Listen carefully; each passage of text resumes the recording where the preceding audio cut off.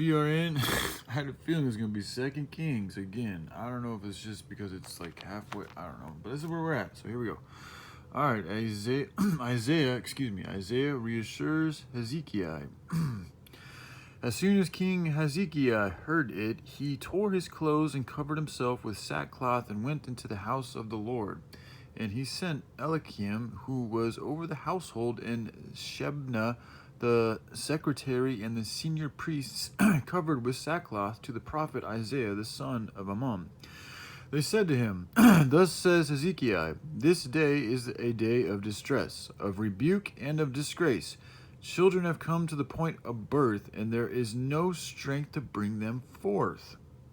It may be that the Lord your God heard all the words of the Rabshakeh, whom his master the king of Assyria has sent to mock the living God, and will rebuke the words that the Lord your God has heard. Therefore lift up your prayer for the remnant that is left.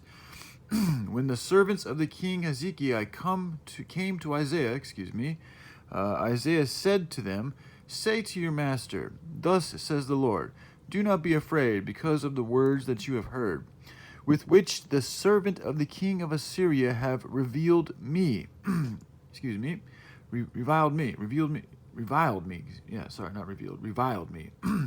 Behold, I will put a spirit in him, so that he shall hear a rumor and return to his own land, and I will make him fall by the sword in his own land.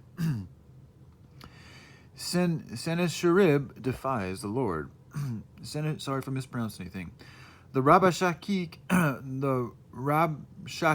sorry if I mispronounced anything, returned and found the king of Assyria fighting against Lebanon, for he heard that the king had left Lachish. Now the king heard concerning Tirhakah, king of Cush, behold, he was sent out to fight against you. So he sent messengers again to Hezekiah, saying, Thus shall you speak to Hezekiah, king of Judea. Do not let your God in whom you trust deceive you by promising that Jerusalem will not be given into the hand of the king of Assyria. Behold, you have heard what the kings of Assyria have done to all lands, devoting them to destruction. And shall you be delivered? Have the gods of the nations delivered them, the nations that my fathers destroyed? Gozan, Haran, Rezeph, and the people of Eden, who were in Telasar. Where's the king of Hamath, the king of Arpad, the king of the city of Sepharvaim, the king of Haniah, or the king of Iva? Excuse me if I mispronounced anything. All right, continue on. Hezekiah's prayer. Hezekiah received the letter from the hand of the messengers and read it. And Hezekiah went up into the house of the Lord and spread it before the Lord. And Hezekiah prayed before the Lord and said, O Lord, the God of Israel, enthroned above the cherubim, you are the God. You alone of all the kingdoms of the earth, you have made heaven and earth. Incline your ear, O Lord, and hear. Open your eyes, O Lord, and see, and hear the words of Sennacherib, which he was sent to mock the living God. Truly, O Lord, the kings of Assyria have laid waste the nations and their lands, and have cast their gods into the fire, for there were not gods, but the work of men's hands, wood and stone. Therefore they were destroyed. So now, O Lord of God, save us, please, from his hand, that all the kingdoms of the earth may know that you, O Lord, are God alone. Again, this is, to me, is going back to like high vibrational information, which we'll get into. Isaiah prophesies Sennacherib's fall. Then Isaiah the son of Amoz sent to Hezekiah, saying, Thus says the Lord, the God of Israel, your prayer to me about Sennacherib, king of Assyria, I have heard. This is the word that the Lord has spoken concerning him. She despises you. She scorns you, the virgin daughter of Zion. She wages her head behind you, the daughter of Jerusalem.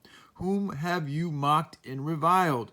Against whom have you raised your voice and lifted your eyes to the heights? Against the Holy One of Israel. By your messengers have mocked the Lord, And you have said, with my many chariots, I have gone up the heights of the mountains to the far recesses of Lebanon. I felled its tallest cedars, its choicest cypresses. I entered its farthest lodging place, its most fruitful forest. I dug wells and drank foreign waters, and I dried up with the sole of my foot all the streams of Egypt. Have you not heard that I determined it long ago?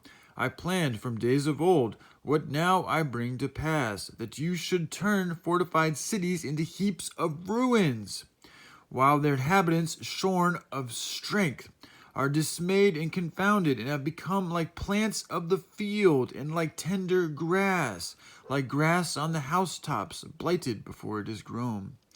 But I know you're sitting down, and you're going out and coming in, and you're raging against me, because you have raged against me, and your complacency has come into my ears.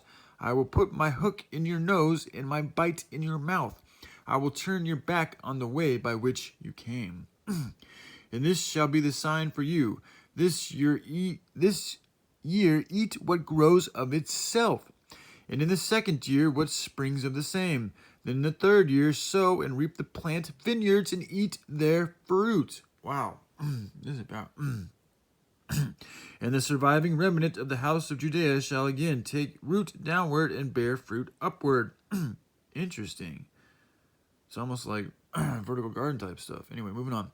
For out of Jerusalem shall go a remnant, and out of Mount Zion a band of survivors. The zeal of the Lord will do this. Therefore, this is like us surviving this New World Order shit coming down. Anyway, moving on. Therefore, thus, I could be wrong, thus says the Lord, concerning the king of Assyria, he shall not come into this city or shoot an arrow there, or come before it with a shield or cast up a siege mound against it. By the way that he came, by the same he shall return, and he shall not come into this city, declares the Lord. For I will defend this city to save it, for my own sake and for the sake of my servant David. And that night the angel of the Lord went out and struck down 185,000 in the camp of the Assyrians.